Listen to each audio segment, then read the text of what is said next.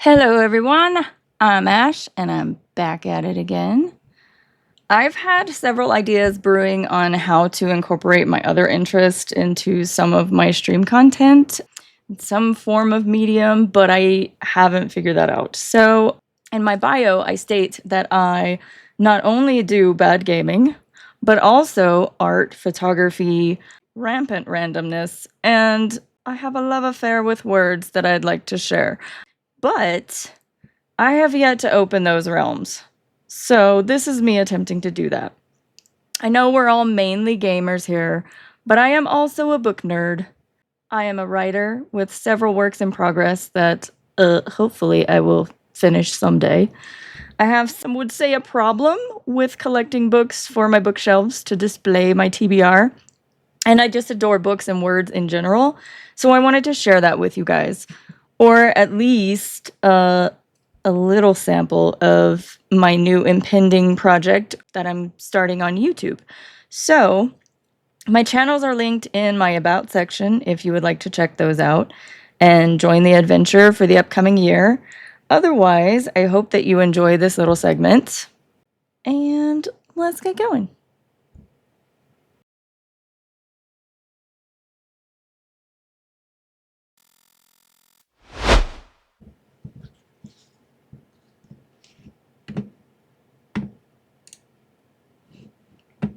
Ooh. What's going on here? Okay, there we go. Hi, guys. All right, so I hope you all have enjoyed your holiday. To bring it to a close, I wanted to share two little stories with you, one of which you may be familiar. It's The Little Match Girl by Hans Christian Andersen.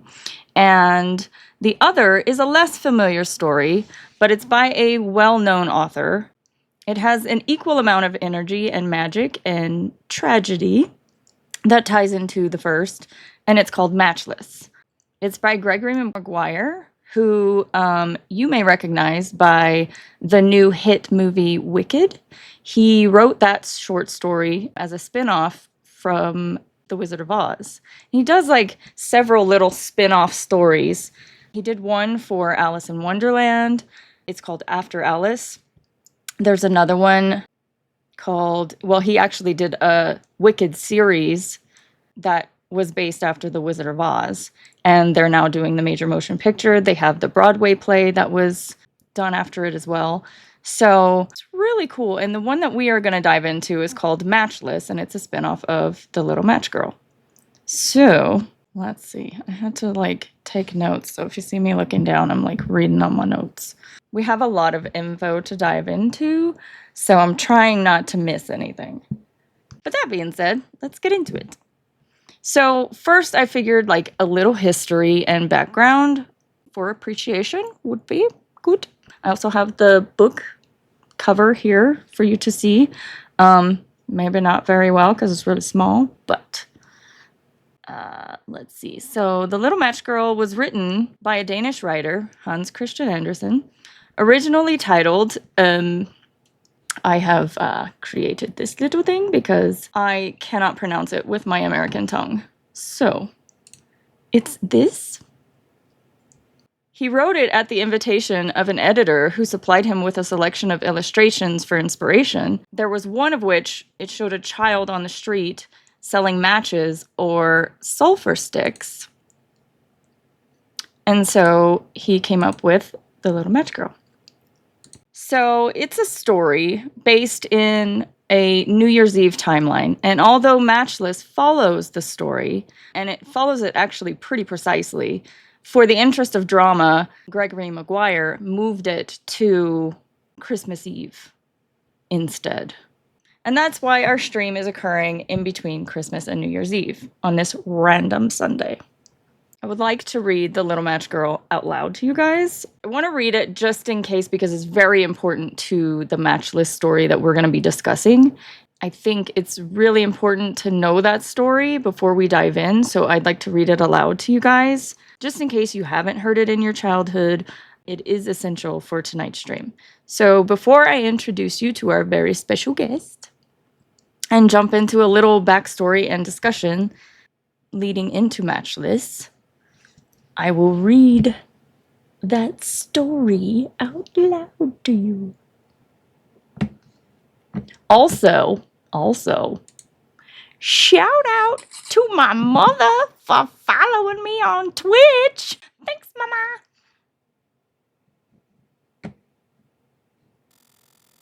All right.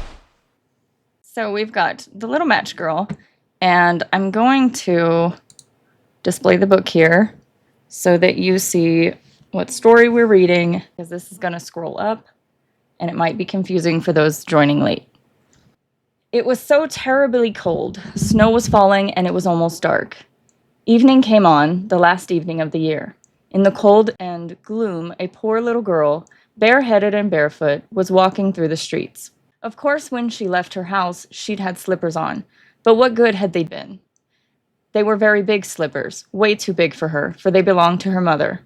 The little girl had lost them running across the road, where two carriages had rattled by terribly fast.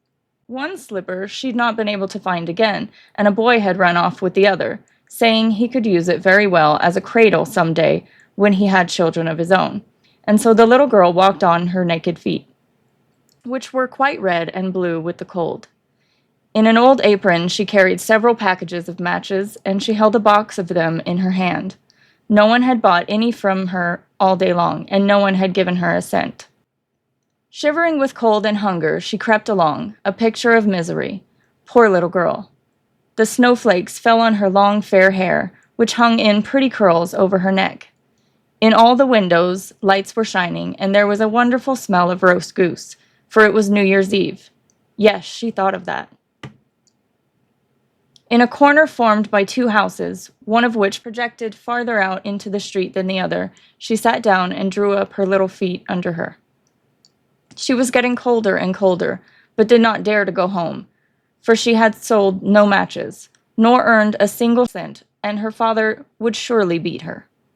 Besides, it was cold at home, for they had nothing over them but a roof through which the wind whistled, even though the biggest cracks had been stuffed with straw and rags. Her hands were almost dead with cold. Oh, how much one little match might warm her! If she could only take one from the box and rub it against the wall and warm her hands. She drew one out. Ratch! How it sputtered and burned. It made a warm, bright flame, like a little candle, as she held her hands over it. But it gave a strange light. It really seemed to the little girl as if she were sitting before a great iron stove with shining brass knobs and a brass cover. How wonderfully the fire burned. How comfortable it was. The youngster stretched out her feet to warm them too. Then the little flame went out.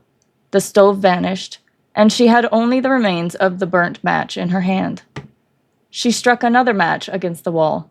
It burned brightly, and when the light fell upon the wall, it became transparent, like a thin veil, and she could see through it into a room. On a table a snow-white cloth was spread, and on it stood a shining dinner service. The roast goose steamed gloriously, stuffed with apples and prunes. And what was still better, the goose jumped down from the dish and waddled over the floor with a knife and fork in its breast, right over to the little girl. Then the match went out, and she could see only the thick, cold wall. She lighted another match. Then she was sitting under the most beautiful Christmas tree. It was much larger and much more beautiful than the one she had seen last Christmas through the glass door at the rich merchant's home. Thousands of candles burned on the green branches, and colored pictures like those in the print shops looked down at her. The little girl reached both her hands toward them. Then the match went out, but the Christmas lights mounted higher. She saw them now as bright stars in the sky. One of them fell down, forging a long line of fire. Now someone is dying, thought the little girl, for her old grandmother, the only person who had loved her and who was now dead, had told her that when a star fell down, a soul went up to God. She rubbed another match against the wall. It became bright again, and in the glow, the old grandmother stood clear and shining, kind and loving. "Grandmother," cried the child, "oh, take me with you. I know you will disappear when the matches burn out. You will vanish like the warm stove, the wonderful roast goose, and the beautiful big Christmas tree." And she quickly struck the whole bundle of matches, for she wished to keep her grandmother with her, and the matches burned with such a glow that it became brighter than daylight. Grandmother had never been so grand and beautiful. She took the little girl in her arms, and both of them blew in brightness and joy with the earth, very, very high, and up there was neither cold nor hunger nor fear. They were with God. But in the corner, leaned against the wall, sat the little girl with red cheeks and smiling mouth, frozen to death in the last evening of the old year. The New Year's sun rose upon a little pathetic figure. The child sat there, stiff and cold, holding the matches, of which one bundle was almost burned. She wanted to warm herself, the people said. No one imagined what beautiful things she had seen, and how happily she had gone with her old grandmother into the bright new year. So I had talked to a few people, and they hadn't heard that story. So I wanted to read it aloud to you guys again, just because it's so important to our next segment.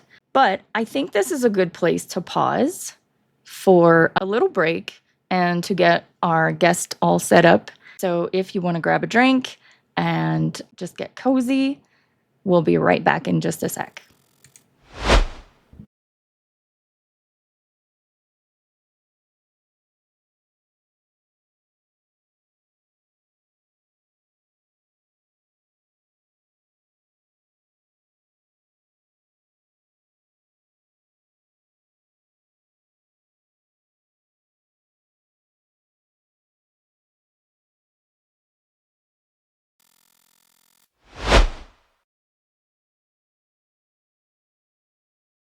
Still muted. All right, we're good. And now, it is my absolute honor to introduce my incredible, gorgeous sister, Tara. Among her many attributes, and she's gonna hate me for this, by the way, but I want to take a moment for it. Among her many attributes and talents, she is a published author herself. Her first book is this, Take Your Clothes Off and Put Them in Your Pocket. It's a book of collected poetry that is so raw and captivating that it could stand ground alongside, I would say, Bukowski and my favorite, Michael Xavier. She would not agree, but I insist. And hopefully, there will be more books to come, but we shall see. The title is, again, Take Your Clothes Off and Put Them in Your Pocket. And there's a cute little story that I hope she will share with us in just a minute. But it is available via Barnes & Noble, Amazon, Books A Million, IndieBound, and iUniverse for physical copies. And for ebooks, you can go to Google Play Books, Barnes & Noble again, or Everend and Kindle. So I just wanted to give a quick little shout out. And now, with that being established, I am ecstatic to introduce you to my sister, Terrifier. And I'm going to have to, disable my camera here so that it works in our other scene. So here I go. All right. Terrifier! So, Tara, would you like to share with us your little story on how you came up with this cute little title?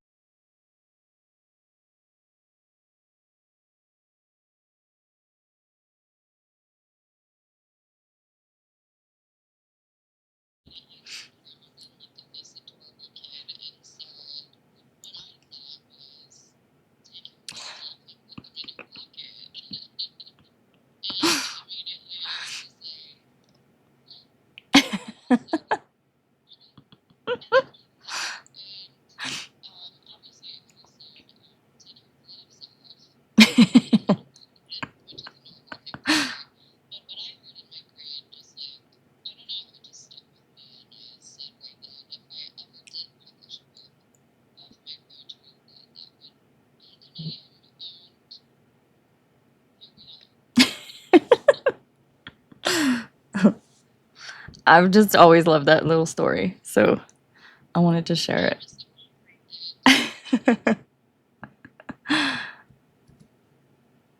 But I love it, and it's perfect. And I feel like it's perfect for your book as well. Like it just, yes, it's that paradox. Yeah, yeah. So if you guys are interested, check it out at one of those locations. Now moving on to our other book, Matchless. I kind of want to discuss a little bit of the Little Match Girl and give like a little history, but I don't want to take up too much time because I'd like to get into Matchless. But I think it's been years since like we've read it. I know I just recently read it, and for me, I was like, I don't remember this story being so bleak and sad. But reading it as an adult, like it definitely tugs on some different heartstrings. But I remember like being ironically like cozied up with mom reading these stories to us from those thick ass little books, and just like, being surrounded by like cuddled next to my sister and like with mom reading it and, just cozy in bed. And then now to read it and just think back of like, I always loved this story. I thought it was so magical. And then to read it now and be like, oh, it's the story of a little girl freezing to death. Okay. So, yeah. Yeah.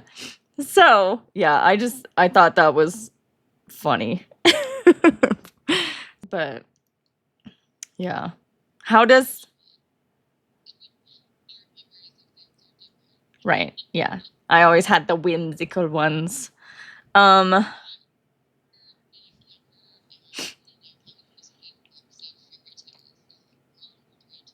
mhm.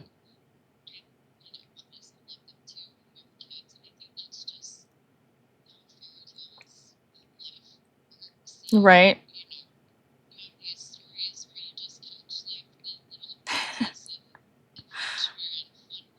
Yeah. Yeah. Yeah. So, the Little Match Girl has a unique magic, unlike many of the stories of its time, where characters were changing between like mermaids and swans and, all of those other stories where they have like other magical encounters. The Little Match Girl's magic and power remained in its realism.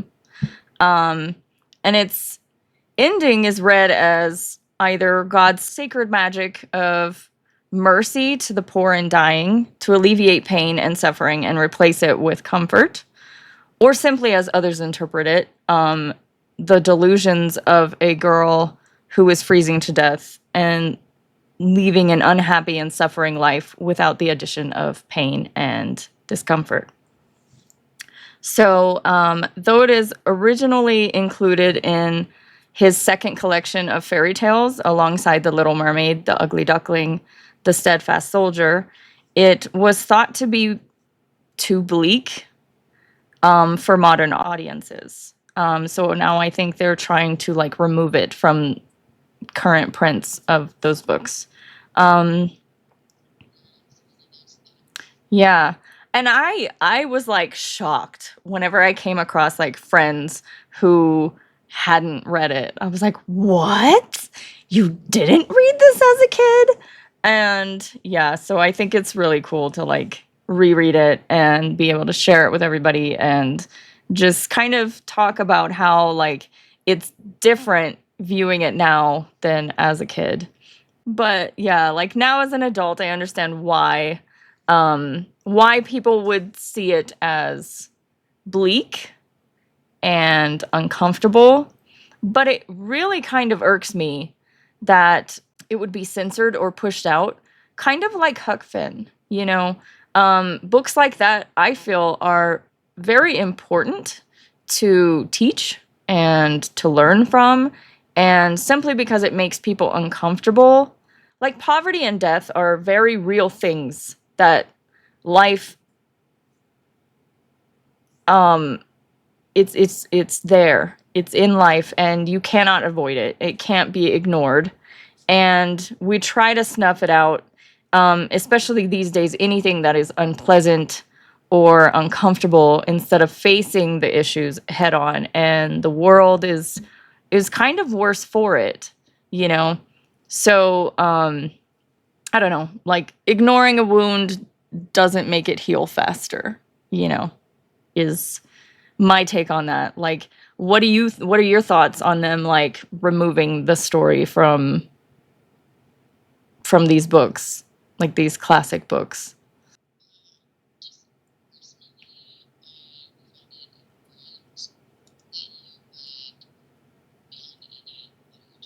Yeah, yeah, I'm with you.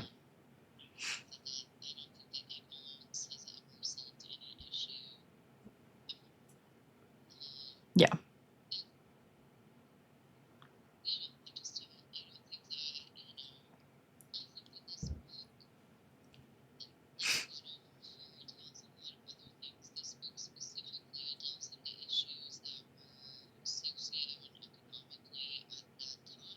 mm-hmm.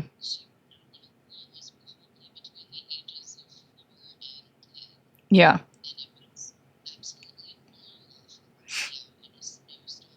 mm-hmm. With scant clothes. Yeah, mm-hmm. Yeah,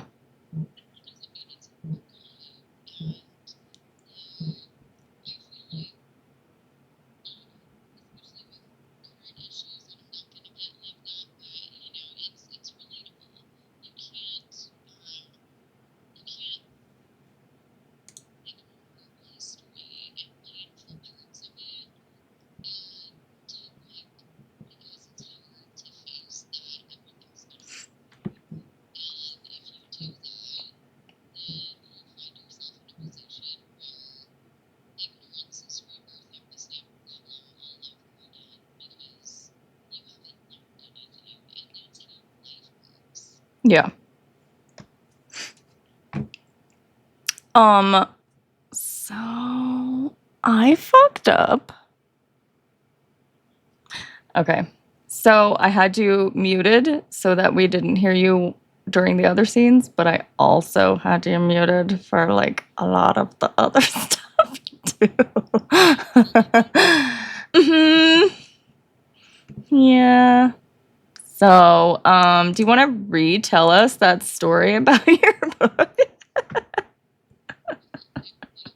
About your book title? Sorry, guys. It's a new system for me, so got a lot of buttons. Reboot. Sorry.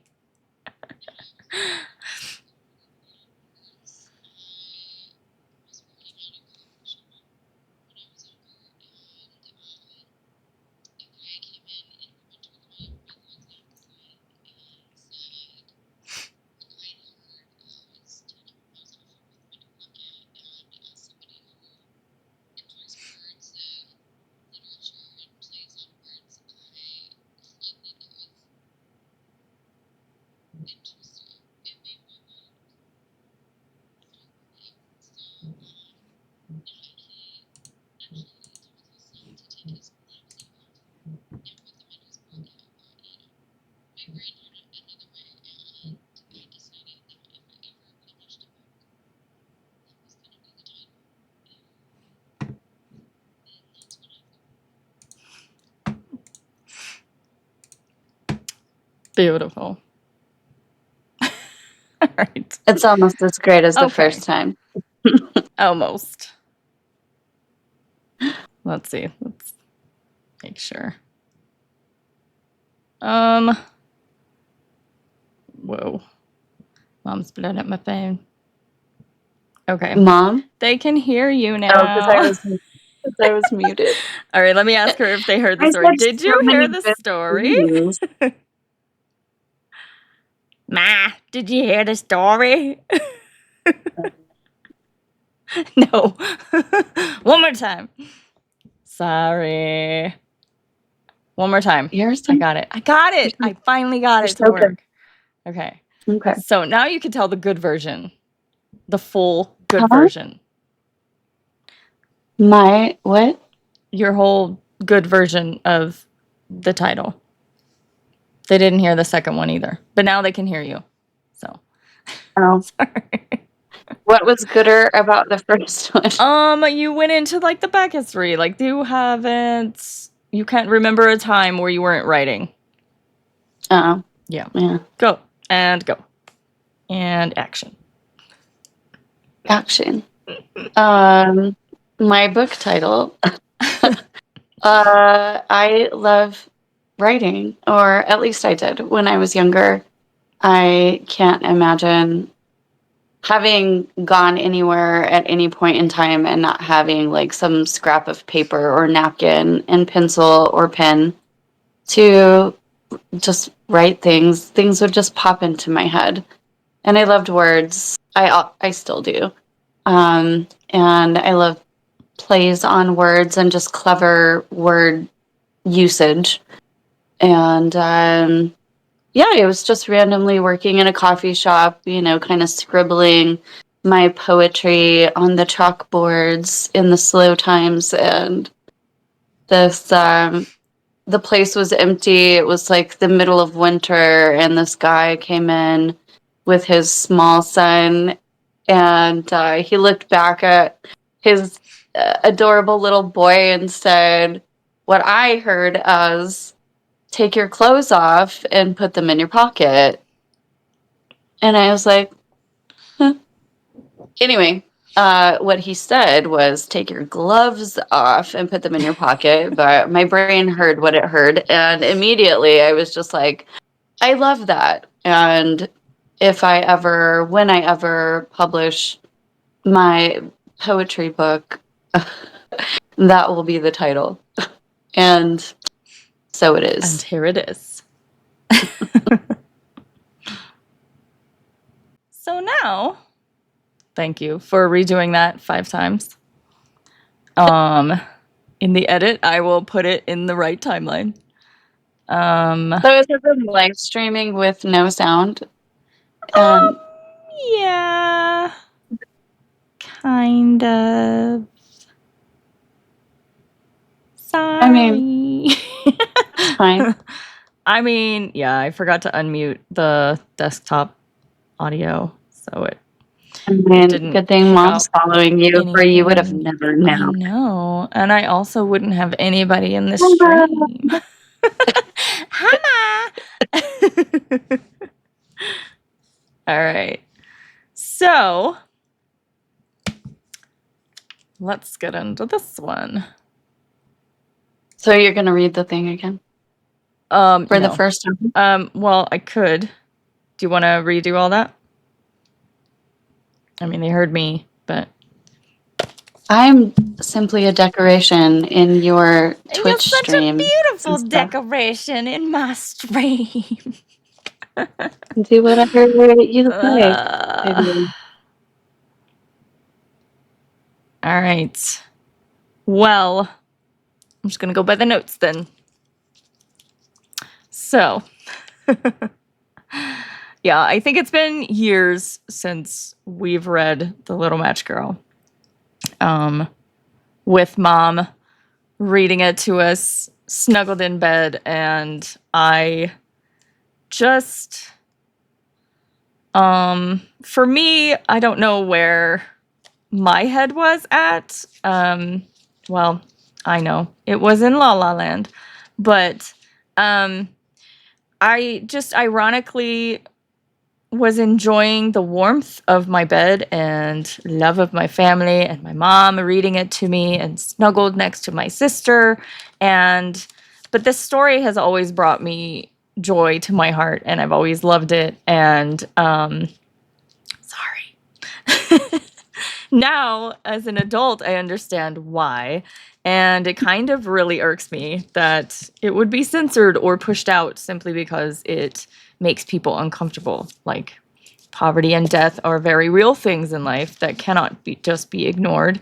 And we try to snuff out anything these days that makes us uncomfortable or is unpleasant instead of facing the issues head on and resolving them. And the world is worse for it, in my opinion. So, ignoring a wound does not make it heal faster. And then I don't believe that we got your take on them censoring things and pushing this book out of, potentially pushing this story out of these books in future publications. Again, and hopefully I can reiterate that point. I don't think that in any capacity, banning books or restricting literature, speech, written word is a good thing. I don't think any book should be pushed out. Obviously, there's billions probably of books at this point that people can choose to read or not. And I don't understand pushing ignorance.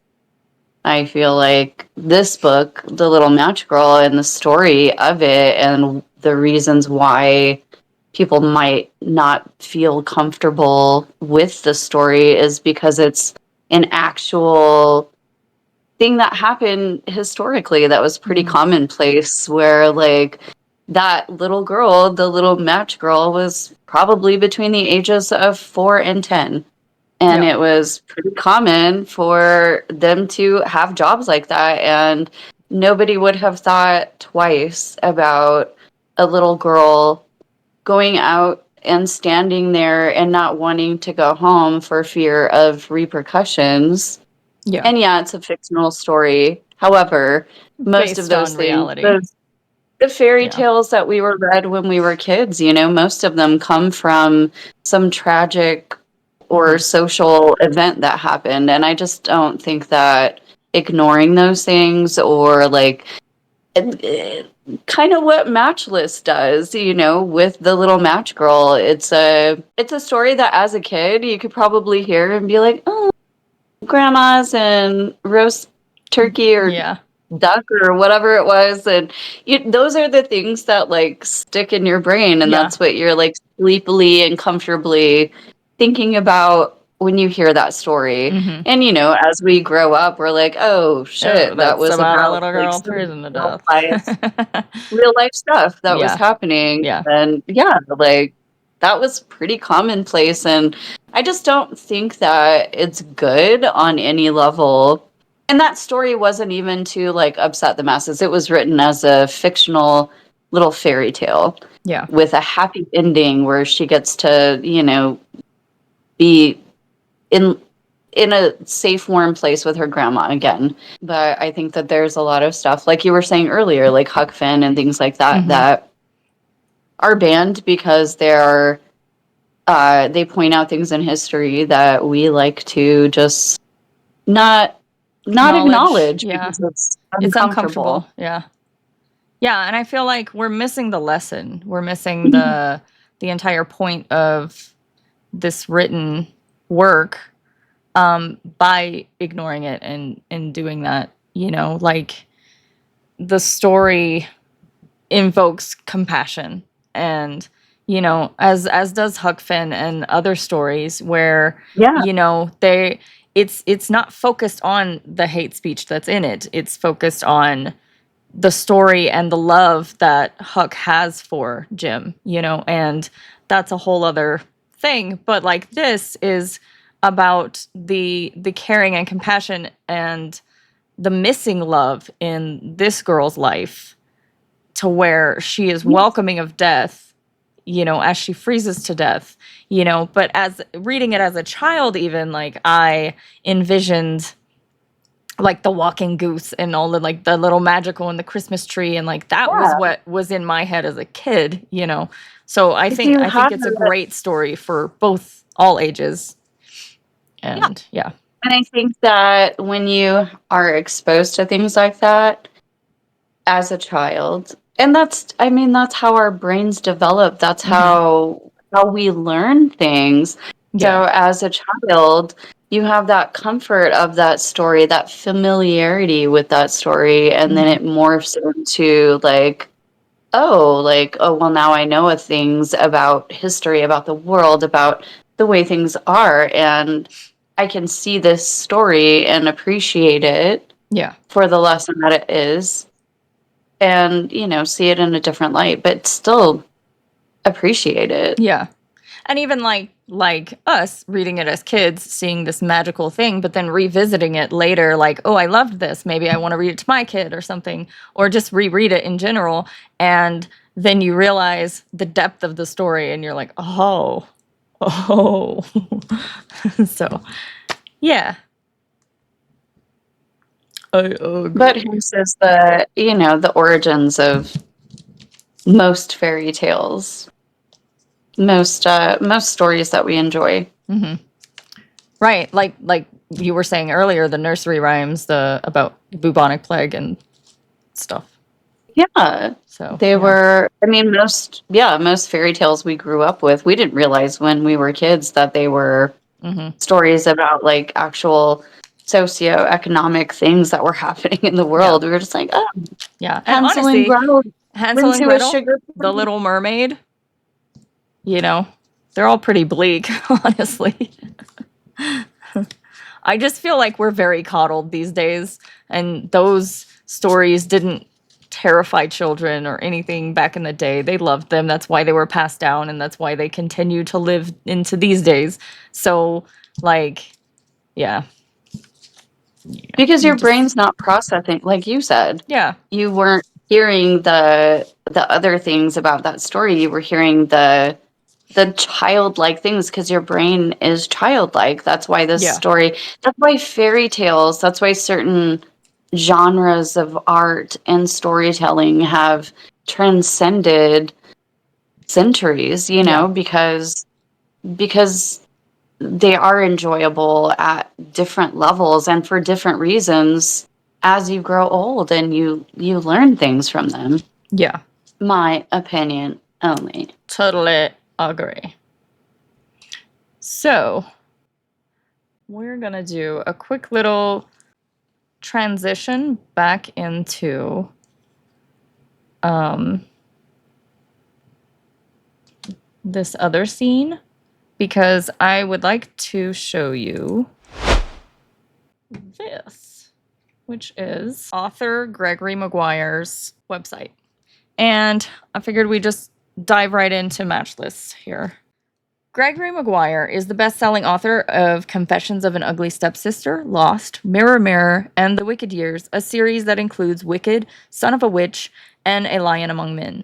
Wicked, now a beloved classic, is the basis for the Tony Award-winning Broadway musical of the same name. Maguire has lectured on art, literature, and culture both at home and abroad, and he lives with his family near Boston. This website allows you to view like all of his books and works, and you can purchase from here. It links all of them. He has so many spin-offs of different, like Confessions of an Ugly Sisters from Cinderella. Very interesting spin-off works from this guy. I love the way he just takes like the original story and like incorporates it, but also like does his own thing. So I wanted to appreciate share it that. a good enough. Yeah. If you'd like to check out more of his books, his website is just www.gregorymaguire.com. And that will take you to all of his publications and more information about him and his projects. Returning back to Matchless. So I'm just going to read the sleeve because, yeah, it's easier that way. Little backstory on this story. Each year, National Public Radio asks a writer to compose a story with a Christmas theme. In 2008, Gregory Maguire offered a new twist on a classic tale, reinventing the Hans Christian Andersen classic, The Little Match Girl. When the story was first translated from Danish and published in England in the mid 19th century, the match girl's dying visions of lights and a grandmother in heaven were often interpreted as metaphors of religious salvation. In Matchless, Maguire adds a different dimension to the story, intertwining the match girl's tale with that of a young boy, Frederick, whose own yearnings for the catalyst for a better future for himself and his family. Maguire uses his storytelling magic to rekindle Andersen's original intentions and to suggest transcendence and permanence of spirit and the continuity that links the living and the dead. So, I cannot read this to you out loud because it is under copyright. But if you guys would like to check it out, this is the cover and the title and author that you would search for.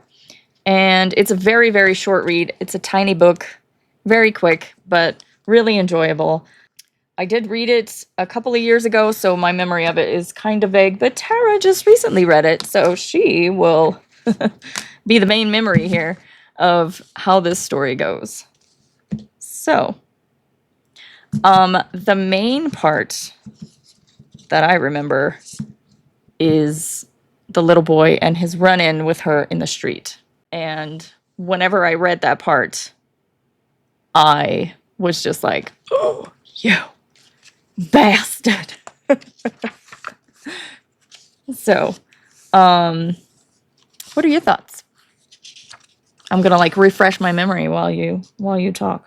I mean, to each their own with creative justice, but I thought that was one of the lines that he didn't change at all. Like, he kind of twerked the story of the little match girl to fit into the story of Matchless by changing a few key characteristics of the story, changing it to Christmas Eve, changing it to the little girl's mom instead of the grandma. You're right. And the whole run-in with her and this little boy, who is the main person in Matchless, is the same one-liner from The Little Match Girl, where he's like this rando kid who stole her shoe to put his babies in. Right. And first of all, that line, even in The Little Match Girl,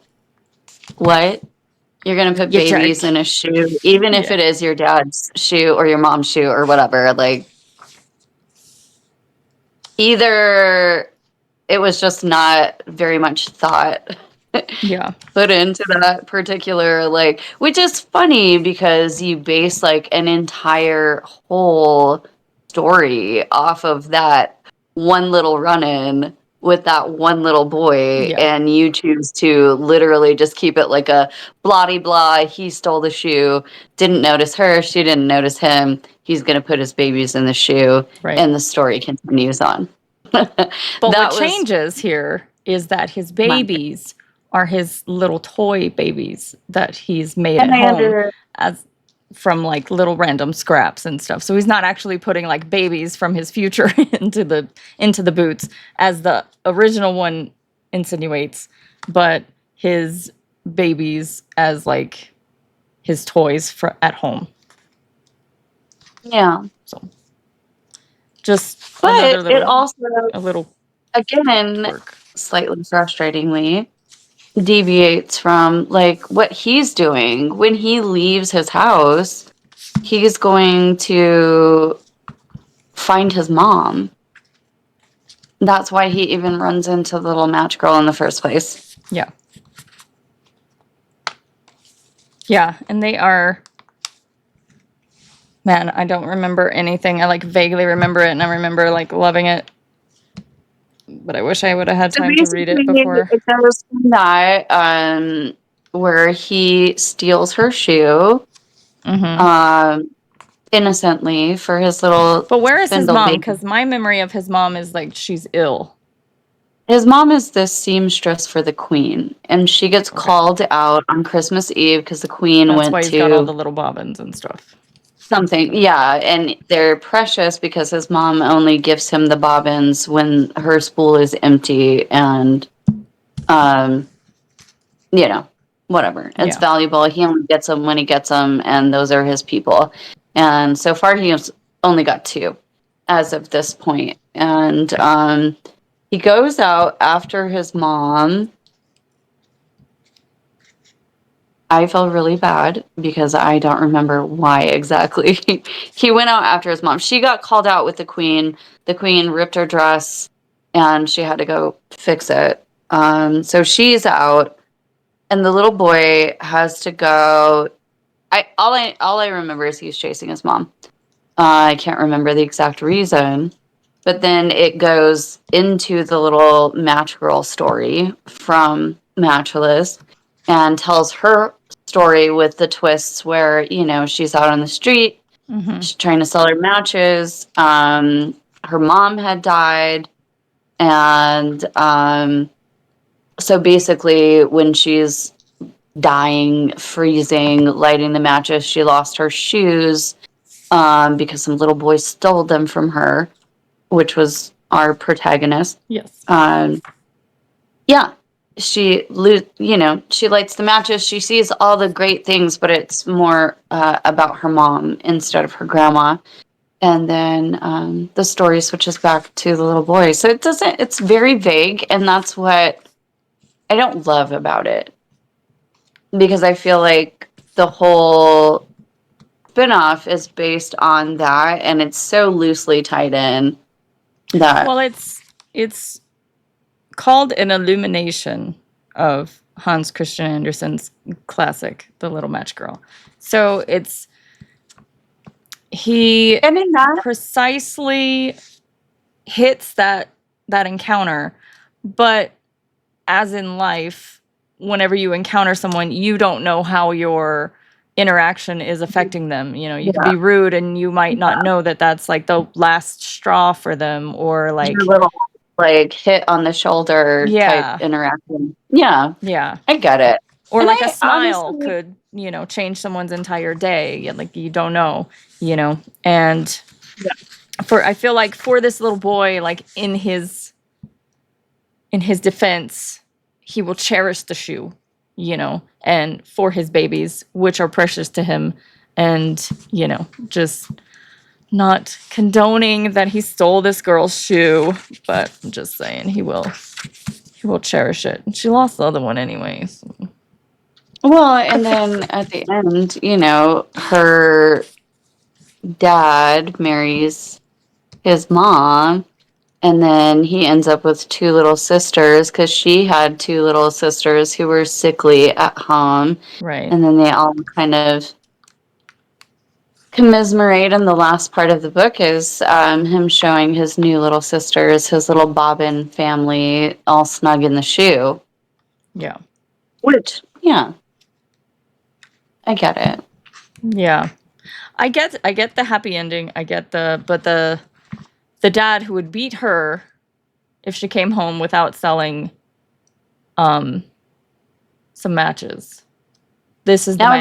again, This is the man that that we're that talking about. was the dad from the little match girl. Right.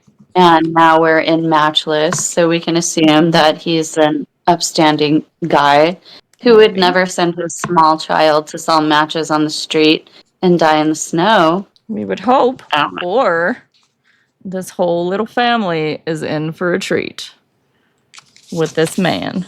I mean, Mama makes good money. She pays bills. Little Right. Hansom's It'll be obviously useful. fine. It'll be all right. Yeah, I wish we could dive in more. I wish I could read it out loud to you guys and we could like match up all of the stories, but we don't want to be hit with any copyrights or anything. So if you would like to, now that you've heard the Little Match Girl original story, check out this book for yourself and see where these stories meet up and what we are referring to, check out this book, Matchless by Gregory Maguire. Also, can I Yes. just add? No. I feel like I may have come across like I am shitting on Gregory Maguire, and I am not. I love the ideas of spin-offs of like classic stories and just Mhm. like there's a whole universe of ideas and possibilities that could be. And Yeah. I love that idea, and I really did enjoy um the spin-off, Yeah. not just of the Little Match Girl, but I'm familiar with other works of his like Mhm. Wicked and things Mhm. like that, which I appreciate and Yeah. I I love love. the different perspectives and like just the Yeah. just seeing her as like just a passerby in this other main story, was really cool to me. And but then like also knowing what her story ends up being, and you're just like, ugh. So yeah. Yeah. It's But it's life. What do yeah. you do? Yeah. But yeah, I do love stuff like I don't want to give anybody the impression that he's not a fantastic author and wonderful at storytelling and that there aren't Yeah. tons of other artists and extremely talented people who aren't just like taking an idea and expounding on it. I think Mhm. that's fantastic. Yeah. I'm just a bitter bitch, and that's how I talk about things. Um yeah.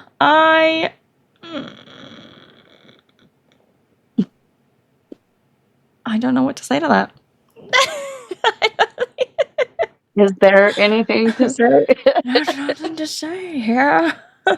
um, yeah, the I'm definitely interested in digging into more. I've never read Wicked. I haven't seen the Broadway play. I knew just from seeing it around like what it was based on and what it potentially was about.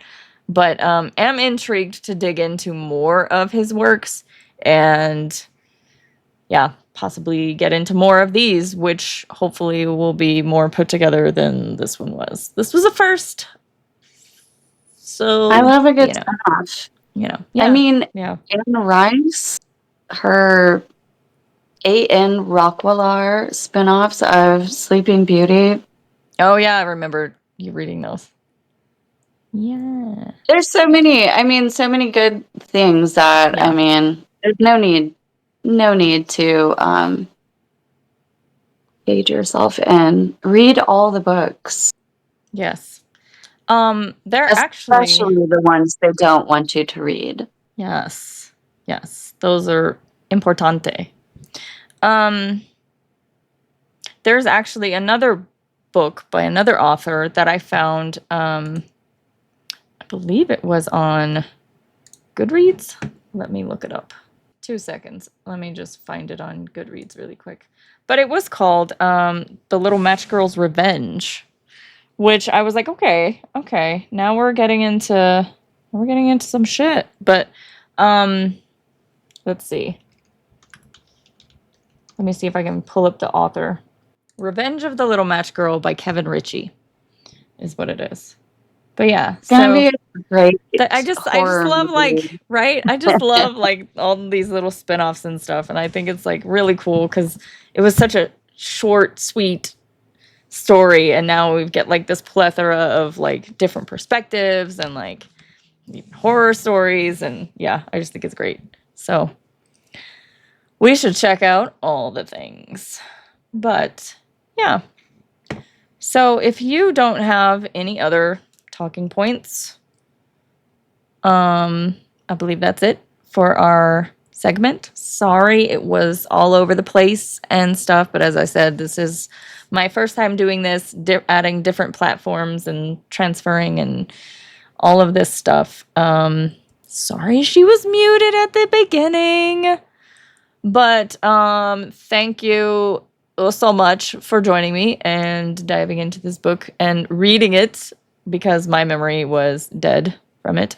So I will definitely be reading it again. And Any other talking points or words? No. No. All right.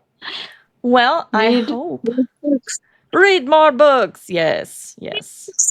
Um so that is the end of our segment. I hope you guys enjoyed it. I will